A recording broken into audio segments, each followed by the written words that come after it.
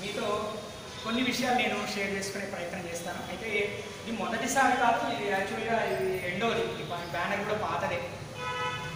రెండో కార్యక్రమం ఆంధ్రప్రదేశ్ ఉపాధ్యాయ సంఘం మహిళా దినోత్సవం జరపడం ఇది రెండోది.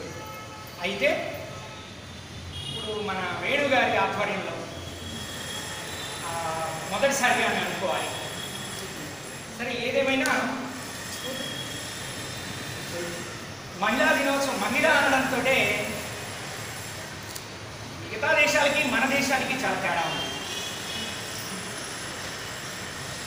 మహిళల్ని విదేశాల్లో, పాశ్చాత్య దేశాల్లో విలాస వస్తువుగా భావిస్తారు, లేదంటే పిల్లల్ని కనే యంత్రంగా భావిస్తారు.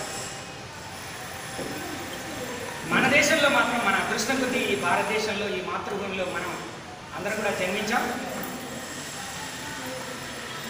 పరస్త్రీని తల్లిగా భావించేటువంటి దేశం ఏదైతే ఉందో అది ఒక్క భారతదేశం మాత్రమే.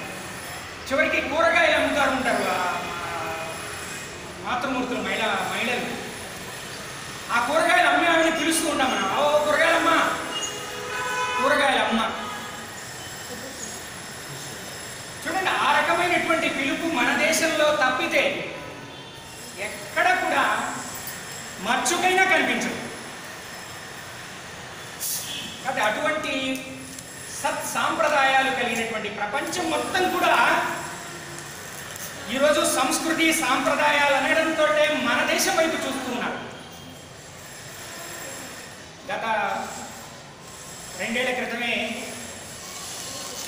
మన దేశానికి చెందినటువంటి యోగాని ప్రపంచవ్యాప్తంగా అందరూ కూడా అనుసరి